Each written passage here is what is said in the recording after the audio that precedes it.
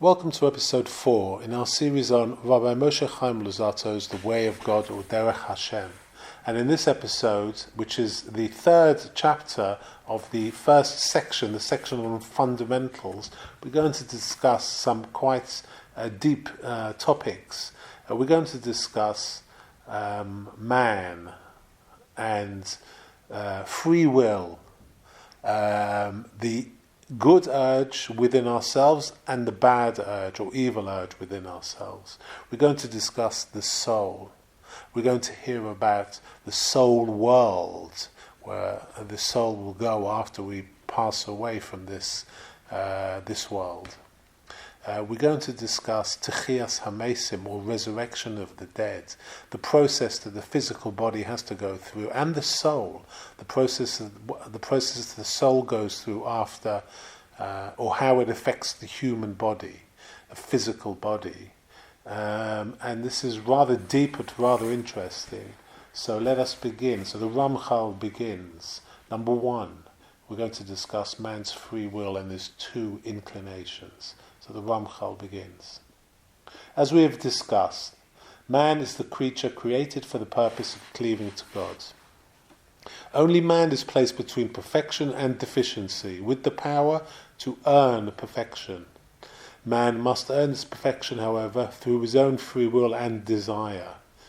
If he were compelled towards perfection, then he would not really be the master of it. Rather, he who compelled him would be the one responsible, and God's purpose would not be fulfilled. It was therefore necessary that man be given free will, and be balanced between good and evil, and not be compelled towards either.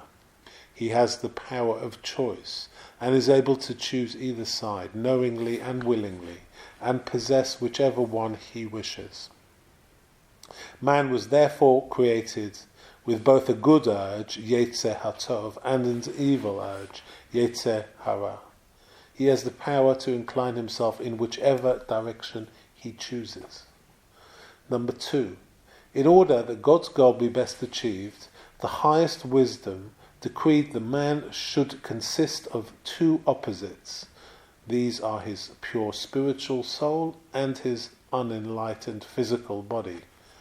Each one is drawn towards its nature, so that the body inclines towards the material, while the soul leans toward the spiritual. The two of them are in a constant state of battle. If the soul prevails, it not only elevates itself, but elevates the body as well, and the individual thereby attains his destined perfection. If he allows the physical to prevail, on the other hand, then, besides lowering his body, he also debases his soul. Such an individual will be unfit for perfection and will be kept far from it. God forbid. Even so, he retains the ability to subjugate the physical to his soul and intellect, and thereby achieve perfection. Number 3. God's goodness decreed that there be a limit to man's effort required to attain perfection. After this period of effort is completed, he attains his level of perfection and is then allowed to enjoy it for all eternity. God therefore created two distinct periods, one as a time of earning and the other as a time of receiving rewards. As a general rule, however, that which pertains to good is always greater. The period of earning is therefore limited and lasts no longer than God's wisdom decreed suitable for his purpose. The period of reward, on the other hand, has no limits, and man continues to derive pleasure from his earned perfection for all eternity. 4. Since the period of earning and that of reward are different, it is appropriate that man's environment and experiences be different in the two. While he is striving towards perfection, he must be in a setting containing elements necessary for such efforts. The period of earning must therefore be one where a maximum challenge exists, where the spiritual and physical are in constant strife. In this environment, there must be nothing to prevent the material from prevailing and doing what it can, And conversely, there must be nothing to prevent the spiritual from doing likewise. Nothing should exist that would give either one an inappropriate advantage. Although it might seem best to make the spiritual stronger than the physical in the light of man's true purpose and what God desires of him, namely, that he earn perfection through his own efforts, it would not be good at all. In the period of reward, however, the exact opposite is appropriate. The more the physical would prevail, the more it would darken the soul and prevent it from being drawn close to God. During the time of reward, it is therefore appropriate that the soul prevail, and that the physical be totally subjugated to it and not restrain it at all. It is for this reason that God created two worlds, this world, Olam Hazeh, and the world to come, or Olam Haba. The environment and natural laws of this world are necessary for man during his period of striving. The environment and laws of the world to come, on the other hand, are what are necessary for man during his period of rewards. Now the Ramchal is going to describe mankind's first sin and how it resulted in drastic changes in him and in nature. So the Ramchal continues, number 5. Amongst the things that one must realize is the fact that man has been radically altered. As a result of Adam's sin, a great change took place, transforming both man and his world to a large degree, entailing many things and having numerous effects. When we speak of man and his environment, we must therefore distinguish between his state before the sin and his state after. When Adam was created, he was precisely in the state that we have discussed until now, composed of two equal opposites, the body and the soul. His environment contained both good and evil, and he was balanced between the two to choose whichever he wished. The appropriate thing for him to have done would have been to choose the good. Had he done so, his soul would have overcome his body, and the spiritual would have dominated the physical. He would then have immediately attained perfection, and it would have remained with him forever. We are normally aware of the soul's existence only because it provides us with life and the ability to think. It is necessary to realize, however, that the soul also has another function, to purify man's physical body, gradually elevating it until it too can take pleasure from perfection along with the soul. If Adam had not sinned, he would have been able to attain this total perfection.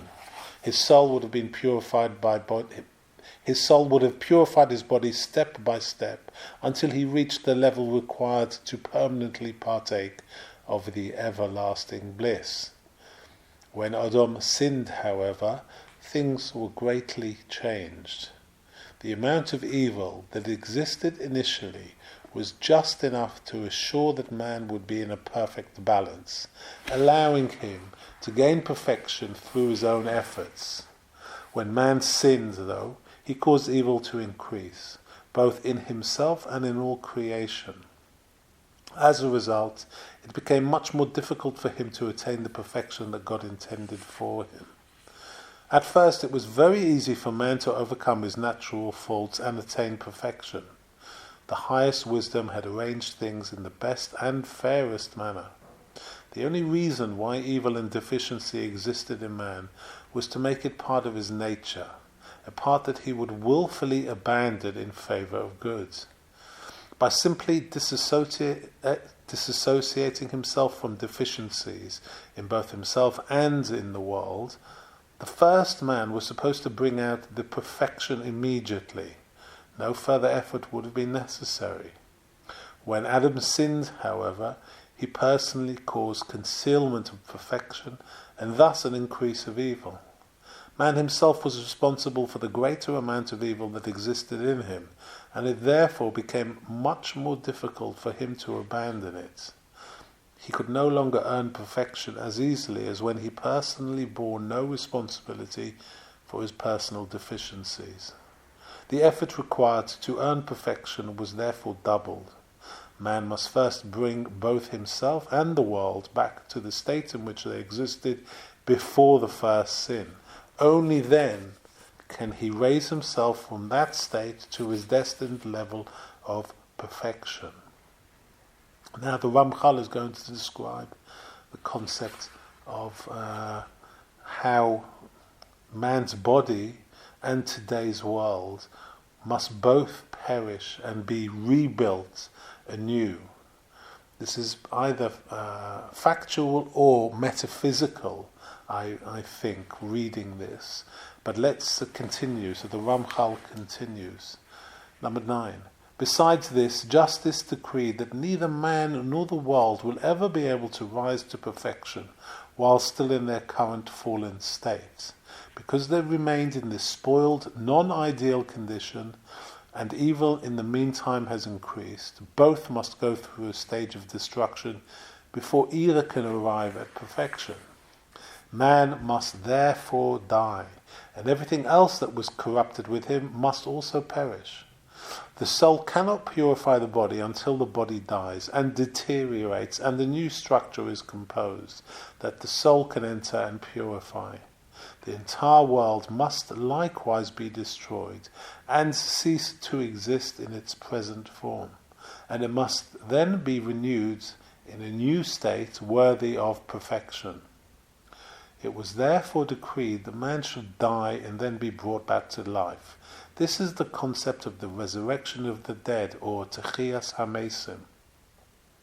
The entire world must similarly be destroyed and then renewed. This is the meaning of what our sages taught. And I quote, 6,000 years will the world exist, and for 1,000 it will be desolate. At the end of this 1,000 years, God will again renew his world. So the Ramchal describing this process, a physical process of destruction and renewal. Perhaps this is what is destined to happen. But I think all of us, from a mental point or a metaphysical point, should engage in this idea of Derech HaShem, or resurrection of the dead, by constantly trying to renew ourselves, tearing down the inferior parts of our character and building up fresh, new, purely spiritual and holy growth within ourselves.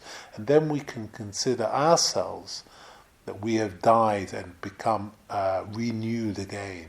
I think this is a very important aspect generally. We should have this always in our minds, that we should want to die and be reborn in a better version of ourselves. We should strive for this every day. But that's my own personal view. Now the Ramchal is going to describe the renewed world after the resurrection, the body's resurrection after Derech HaShem and its elements. So number 10, the Ramchal continues, the true time and place of reward will therefore be after the resurrection in this renewed world. Man will then enjoy his reward with both body and soul. The body will be purified by the soul and will therefore also be in a proper state to enjoy that good. People will not all be equal in this time of reward. They will attain different levels, depending on their work to attain perfection in this world of effort and striving. This will determine how much the soul can radiate, and thus purify and enlighten the body, so that both of them can gain excellence and elevation. This in turn will delimit how worthy they are of bringing themselves close to God, basking in his light and enjoying his true goods. Now the Ramchal in the next section is going to describe the actual physical aspect of this period between when a person dies and this resurrection, and how the soul interacts, or what the journey of the soul. So number 11, Ramchal continues, since it has been decreed that man must die, body and soul must remain separated until the time comes for them to be reunited. During this period of separation, an appropriate place must exist for each of these two separate parts. The body thus returns to its element, decomposing and losing its form. Since the body originated from the dust, it must return to it. And this is what God told Adam in Genesis 3 verse 19. You are dust, and to dust you must return. A worthy soul, however, has only to look forward to the time when what must be done with the resurrected body will have been done. The body must undergo decay and decomposition, remain in the earth for an appropriate time, and finally be reconstructed anew so that the soul can re-enter it. During this intermediate time, however, the soul also needs a place. It is for this reason that God prepared a soul world. When a soul leaves its body, it enters this soul world and remains there in a state of rest whilst the body undergoes what it must. During this period, the soul experiences sublime delight, very much like that which will be bestowed on the individual later in the period of genuine reward. Its level in the soul world is also determined by its accomplishments, just as is the ultimate reward. The true perfection destined for those worthy of it, however, is not attained by either the body or soul alone, but by the complete man, consisting of both of them combined after the resurrection. Besides being a place for the soul to await the resurrection, the soul world also provides another benefit for the soul, and ultimately for the resurrected body as well. Because of Adam's sin, it was decreed that man could attain perfection only after death, even though his deeds may be such as to have made him worthy of perfection while he was still alive.